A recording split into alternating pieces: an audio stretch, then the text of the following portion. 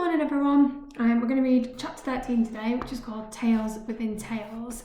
For those of you that might have missed the last couple of episodes, the three rabbits, Podkin, Pook and Paz, found a warren called Boneroot, which was supposed to be the last safe warren in the whole of the realm. However, some very unkind rabbits took them and weren't very nice to them, but somebody came to their rescue called Gorm. Then there was a big rattle and a big noise, and it turns out that the Gorm had found Boneroot, and there was a big battle, but the three rabbits and Gorm and two new friends all escaped. So chapter 13 is all about where they go once they escape Boneroot. On and on they ran until it was dark, and the moon was shining down on them like a cold, watchful eye. Eventually they stopped, leaning against tree trunks to rest, and straining to hear above their own rasping and panting, listening for any sounds of clanking armour or cawing of Gorm crows. "It's freezing out here," Podkin finally managed to speak, "but we can't light a fire in case they're following us." "And we won't make it through the night if we don't," said Paz. "There must be somewhere we can hide," said Mish. Mash nodded. "We could build a shelter from some branches, or dig a hole in the snow." "I know of somewhere we can stay," said Gorm. He heaved himself away from his tree trunk, sniffed the air, and started staggering south, deeper into the forest.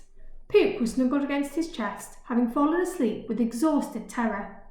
The other rabbits watched him go, half tempted to stay where they were and simply freeze to death until, one by one, they forced themselves to walk after him, into the forest's heart, where the trees were ancient, dark, and foreboding. Doesn't sound like a very nice place to be walking into. The forest became dense, choked with branches. Thorns and spidery twigs tore at their clothes and sliced their faces. Every now and then, Gorm would ask a question about where they were. He was looking for a huge dead oak tree first, then a narrow stream, then a clearing with a ruined log cabin in the centre. For those of you that have missed the last couple of episodes, Gorm is blind, he can't see, so the little rabbits are being his eyes. But it means that he's got extra sensitive ears so he can hear lots of things very well. "I don't mean to be rude," said Podkin as they stumbled out of the clearing, still heading southwards. "But where exactly are we going? We've been walking for hours now. We can't go on much further." By which he meant that he couldn't go on much further, but judging by the gasps and groans the others were making, they were all in a similar state. As an answer, Gorm simply pointed to a large mound they could see rising up amongst the thick trees. "There," was all he said, and the rabbits hurried along, not caring what they were rushing to, as long as it meant a chance to lie down somewhere dry, warm and safe. The mound was actually a small hill, topped off by a towering Scots pine with branches as wide as most other tree trunks. The great tree sheltered most of the hill from the snow, and frosted strands of moss and plants covered everything. Ridges and mountains of cracked bark, twining with vines and ivy. The spaghetti mess of tendrils hung down, trailing over what Podkin first thought was a cave mouth. Looking closer, he saw that it was a warren doorway. There you go, there's the big tree. And you can see that it's covering the doorway to the warren, and the rabbits are walking up to it, and it's surrounded by all of this forest, so hopefully it's a good hiding place from the Gorm. It was set back into the hill and almost swallowed by the growing forest. "Dark Hollow," Paz said, reading the Ogham runes carved into the stonework. "I've never heard of it." Podkin could make out some time-worn shapes carved into the lichen-covered stone. Some kind of fruit? Pine cones? The wind and rain had smoothed them featureless over many years. This was an old warren.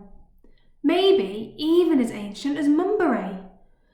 "Nobody's lived here in a long time," said Mash, thinking the same thing. Mish went up and kicked at the door, making it boom like a drum. "How are we supposed to get in then?" Podkin asked through chattering teeth. They all looked at Gorm, who silently reached into his jerkin and brought out a long silver key that had been hanging around his neck on a leather thong. The expression on his face was hard to read. Nobody dared speak as he walked up and felt the surface of the ancient oak door. Finally, he found the keyhole and slotted in the key. The lock shrieked, groaned, and then finally clunked. Crom took a deep breath, shoving with his shoulder to open up the entrance. Cold, musty air hissed out, washing over them in a wave. It smelt of dust and age. They could see nothing inside except a lonely, inky blackness. It was a ghost warren. An empty, lifeless shell of a place.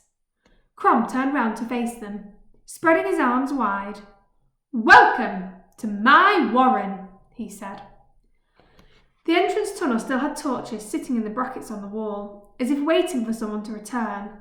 As the rabbits gingerly stepped over the threshold, Mash took down a torch and lit it with a pair of flints that he kept in a pouch on his belt. When he held the flame high, light filled the burrow, shooting down into the dark depths of the warren, as if the place was hungrily drinking it up. It looked like it had been deserted for 10, maybe 20 years, despite the dark, the cold, and the shrouds of dust and cobwebs. It had been made well and hadn't leaked or crumbled. The walls and ceiling were held up by stout wooden beams, all carved with rabbits leaping and twirling through the trunks and roots of the forest. Pine cones were everywhere, obviously the warren symbol, and in several places Podkin spotted a tall horned rabbit peering out from a thicket of trees or leaping after a startled weasel. Herne, he realised, the god of the forest. It made sense that Dark Hollow rabbits would worship him, living in the deepest part of Grimheart itself.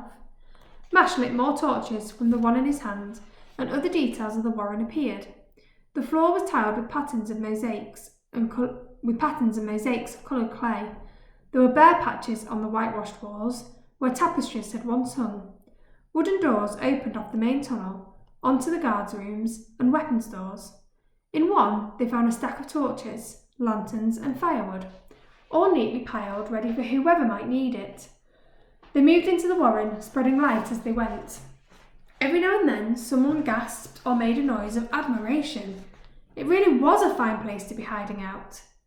Podkin looked behind to see Crom, walking slowly, with one hand gently brushing the wall. Was he imagining it? Or did the torchlight sparkle on tears in the big rabbit's eyes? Podkin quickly turned away and joined the others in their exploration. The tunnel led down to the long burrow. Paz and the others dashed about, lighting lanterns and torches, and carrying firewood to stack in the hearth and set alight. It wasn't long before they had a good blaze going, bathing them all in delicious heat and the sweet scent of burning pine. One by one, they collapsed on the tiled floor and stretched out, letting the warmth ease their aches and pains. Podkin couldn't describe how good it felt to be in a proper warren again, safe and warm in the bones of the earth. They all sat in silence for a while, looking around at their new home. It had clearly been a wealthy warren. The fireplace was carved stone, and there were long feasting tables and hundreds of wooden chairs, all with the little pine cones carved into the back, all sitting quietly in the dark, waiting for the next feast to begin. The warren tapestries were rolled and stacked in a corner. Mash unfurled one and held it up to show the tall horned rabbit again, this time standing next to a stag whose neck was garlanded with pine cones. It reminded Podkin of Mumbury, an orderly, tidy, pretty little warren that had once seemed like the centre of the world. Except Dark Hollow was so empty and lost. It was lonely, a sad, hidden thing, sleeping and dreaming away the years until life and light returned. It took a while for them all to finish warming up and calming down. Smoke still stung eyes and chests, and everyone was smudged black with soot and mud.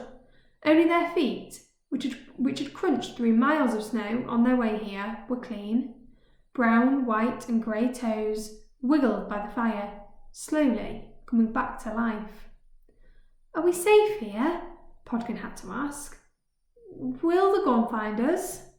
Crom rubbed at his tired eyes for a moment before answering. "I don't think they will.